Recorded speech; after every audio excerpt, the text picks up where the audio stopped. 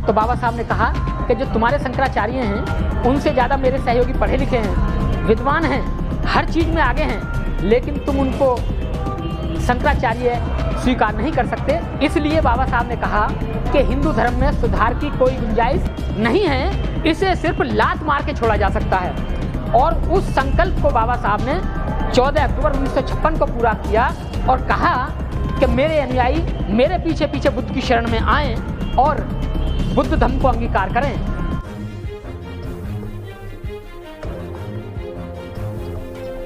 Sir, आज ही के दिन 14 अक्टूबर 1956 को बाबा साहब ने हिंदू धर्म छोड़कर बौद्ध धर्म अपनाया था, क्या कहना है इस मौके पर आज?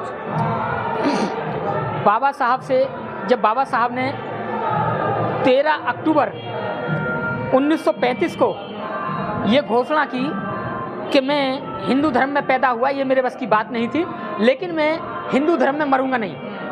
तो हिंदू लोगों के उस समय जितने भी बड़े बड़े नेता थे या प्रचारक थे या जितने भी संरक्षक थे, वो बाबा साहब के पास आए, कहने लगे कि बाबा साहब आप ऐसी घोषणा क्यों करते हैं, आपको जो सुधार चाहिए हम कोशिश करते हैं, करने की करेंगे। तो बाबा साहब ने एक बार को सोचा भी, मन भी बनाया कि चलो ठीक है, नहीं अपनी घोषणा को कैंसिल कर देते हैं, लेकिन हिंदू धर्म में सुधार होना चाहिए कि हाँ सुधार हम पूरा करेंगे, बताइए क्या करना है। तो बाबा साहब ने कहा था कि आपके जितने भी शंकराचार्य हैं वो सिर्फ 2 साल या 1 साल या 5 साल के लिए रहेंगे, उसके बाद में हमारे भी शंकराचार्य बनेंगे।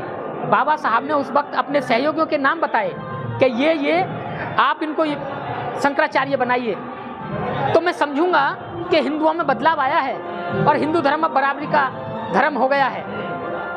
लेकिन जब बाबा साहब ने ऐसी बात कही तो बाबा साहब ने कहा कि जो तुम्हारे शंकराचार्य हैं उनसे ज़्यादा मेरे सहयोगी पढ़े लिखे हैं, विद्वान हैं, हर चीज़ में आगे हैं, लेकिन तुम उनको शंकराचार्य स्वीकार नहीं कर सकते। इसलिए बाबा साहब ने कहा कि हिंदू धर्म में सुधार की कोई गुंजाइश नहीं है, इसे सिर्फ लात मार के छोड़ा जा सकता है।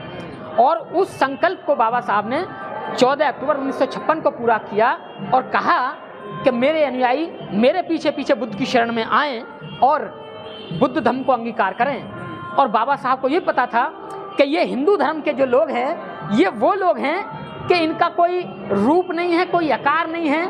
ये जब देखते हैं कि इस धर्म की तादाद ज़्यादा हो रही है तो ये उसी को अवतार घोषित करके उसी को निकल जाते हैं। तो बाबा साहब ने उसी दिन दीक्षा के बाद में अपने अनुयायियों को संबोधित करते हुए कहा कि मैं अपने अनुयायियों से कहना चाहता हूं कि मेरे अनुयायी बुद्ध धर्म के साथ साथ इन मेरी 22 प्रतिज्ञाओं को भी माने।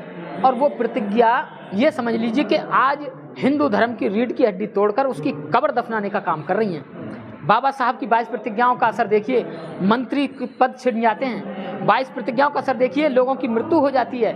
22 प्रतिज्ञाओं का असर देखिए, आरएसएस हिल जाती है, गले लगाती है, अलग से एक संगठन बनाती है कि आरएसएस ये सभी की नॉर्मल है, इसमें सिर्फ हमारे एससी कैटेगरी के लोग हैं, वही अध्यक्ष है, वही सब कुछ है। ये 22 प्रतिज्ञाओं का असर है। और 22 प्रतिज्ञाओं का असर है क्योंकि बाबा साहब को पता था कि हिंदू धर्म इनको भी निगलने की कोशिश करेगा, धर्म को, बौद्ध धर्म को, मेरे ग्रंथ को भी निगलने की कोशिश करेगा, मुझे भी अवतार बनाने की कोशिश करेगा। इसलिए बाबा साहब ने 22 प्रतिज्ञा दी और पहली 3 प्रतिज्ञा इतनी कड़वी दे दी कि ब्राह्मणवाद, ब्राह्मण धर्म और ये धर्म खतरे में आ जाता है कि मैं ब्रह्मा विष्णु महेश को कभी ईश्वर नहीं मानूंगा, मैं गौरी गणपति को कभी भगवान नहीं मानूंगा, ना उनकी पूजा करूंगा, मैं राम सीता लक्ष्मण इनको कभी ईश्वर नहीं मानूंगा, ना इनकी पूजा करूंगा। बाकी तो मानव कल्याण की बातें हैं, लेकिन पहली 3 प्रतिज्ञाएं जिस व्यक्ति ने मैं मान ली वो बाबा साहब का सच्चा भक्त होता है। और वो आदमी वो होता है जो हिंदू धर्म की जो ताबूत है उसमें कील ठोकने का काम करता है। लेकिन जो हिंदू धर्म के ठेकेदार बनते जो शंकराचार्य हैं उनके टारगेट पे हैं आप लोग। बुद्ध ने एक बात कही है, जो इस दुनिया में पैदा हुआ है वो मरेगा। मैं अमर नहीं रहने वाला हूँ, मैं अमर रहने वाला नहीं हूँ। हो सकता है कि मैं 4 साल पहले मर जाता, हो सकता है मैं आज रास्ते में जाते में मर जाऊँ, हो सकता है कि मैं 100 साल तक जीऊँ। इसका कारण देखिए, जीता जागता उदाहरण मैं आपको दे रहा हूँ। इस बात को यहीं रोक के कि पेरियार ने रामकृष्ण सबकी, जब उनके बेटे की शादी थी तो वो एक मूर्तियां ये सारी राम की, कृष्ण की, ब्रह्मा की एक तक उस पे लगाई ट्रक पे और जूते मारते हुए गए। और वो व्यक्ति बाबा साहब से बड़े थे, उनका जन्म 1881 के आसपास हुआ और वो 79-70 के आसपास एक्सपायर हुए। यानी बाबा साहब से भी बहुत बाद में, यानी कि सारे ब्राह्मण, ब्रह्मा विष्णु महेश और हिंदू धर्म के सारे देवता उनकी उम्र भी नहीं घटा सके, और वो व्यक्ति सबसे ज्यादा 94 साल की उम्र लेके मरा। तो आप क्या समझते हैं वैसे ही मर जाऊंगा मैं? लेकिन आप लोगों ने कसम खाई है क्या हिंदू धर्म को बदनाम करने की, उसको खत्म करने की? अपने जीते जी, बच्चों की बात नहीं, अपने जीते जी इस हिंदू धर्म के ताबूत की आखिरी कील ठोक के हम इस भारत धरती से जाएंगे, उससे पहले जाने वाले नहीं हैं। आरोप लगता है आपको कहीं से बाहर से फंडिंग होती है? हमें कहीं से फंडिंग नहीं होती, कोई कुछ भी कहता रहे, हमें हमारे इन हाथों से फंडिंग होती है।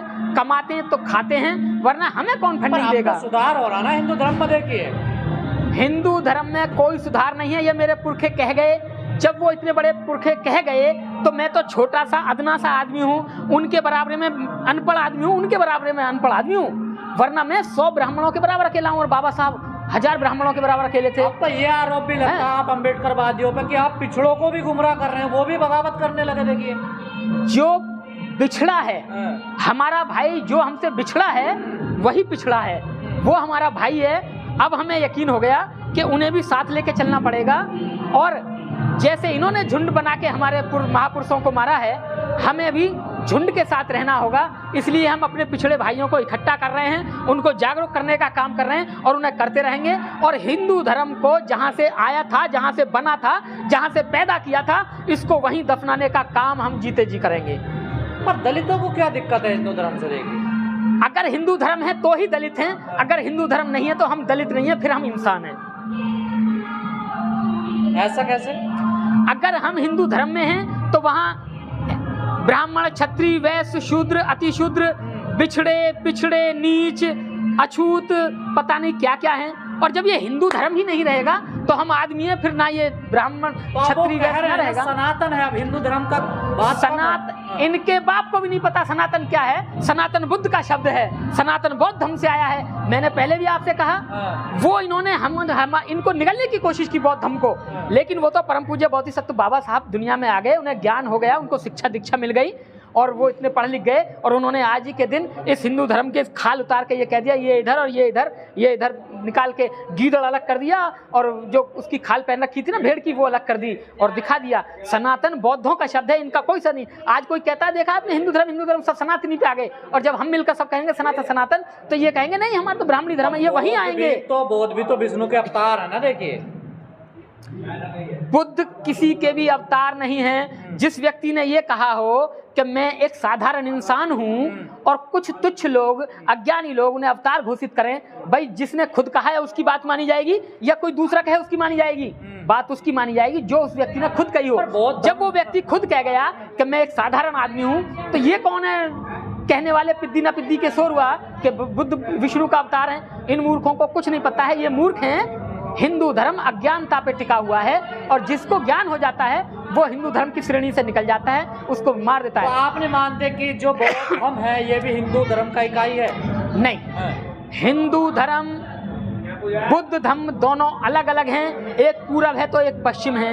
याद रखना, एक इकाई नहीं हो सकती, तो दोनों अलग अलग हैं। ऐसा प्रचार क्यों? फिर ये प्रचार वो कर रहे हैं क्योंकि वो अल्प ताकत में आने वाले हैं। जनगणना हो गई, पिछड़े अपना हक मानने लगे, हम उनसे कहने लगे तुम भी हमारे भाई हो, हमसे बिछड़ गए थे, तो वो भी हमारी ओर आ रहे हैं। तो अब ये कह रहे हैं नहीं नहीं सब हिंदू हैं, सब सनातनी हैं, जबकि ऐसा नहीं है, वो अल्प मत में आ रहे हैं। तो ऐसी बात कर रहे हैं। लगता है ना आप जातिवाद फैलाते हैं देश में। देखिए हाँ, देखिए जिसने जाति बनाई, जातिवाद वो फैलाएगा या जाति तोड़ना चाहता है वो फैलाएगा? प्रश्न आपसे है कि जाति बनाने वाला फैलाएगा, तोड़ने वाला फैलाएगा? जाति बनाने वाला फैलाएगा, हम तो तोड़ने वाले हैं। हम तो कह रहे हैं हमारे बाबा साहब इसीलिए धर्म को देखा गए थे कि इसमें जाति नहीं है। अगर बौद्ध धर्म में भी जाति होती तो हम कभी बौद्ध धर्म को नहीं मानते। तो वो तो कह रहे हैं हम तो मिटाना चाहते हैं ना, जाति खत्म हो। देखिए मोहन भागवत कह रहे हैं जातियां खत्म होनी चाहिए। कौन होता है मोहन भागवत? मोहन भागवत कौन है? हिंदू धर्म का ज्ञाता है, हिंदू धर्म का रचनाकार है, हिंदू धर्म का शिल्पकार है। हिंदू धर्म का कौन है? मोहन भागवत नागरिक तो है ना मोहन भागवत। नागरिक तो मैं भी हूँ, तो मेरी बात मानो ना। आप मेरी बात मानिए, आप उसकी बात क्यों मानते हैं? नहीं तो वो भी तो आपका काम ही कर रहे हैं ना, आप भी जाति के खिलाफ? नहीं नहीं नहीं नहीं, हम मानवता के लिए काम कर रहे हैं, वो जाति के लिए काम कर रहे हैं। हम मानव कल्याण के लिए बात कर रहे हैं, वो अपने कल्याण के लिए बात कर रहे हैं। हम मानव जाति पूरे विश्व की कल्याण की बात कर रहे हैं और वो अपने बच्चों के कल्याण की बात तो कर रहे हैं। ब्राह्मणों को गाली देके कहाँ से मानवता है? नहीं, हमने ब्राह्मणों को कोई गाली नहीं दी, हम ब्राह्मणों को कोई गाली नहीं दे रहे। हम ये कह रहे हैं भैया तुम अपने घर, हम अपने घर, बात खत्म। हमारा तुम्हारा कोई रिश्ता नहीं है।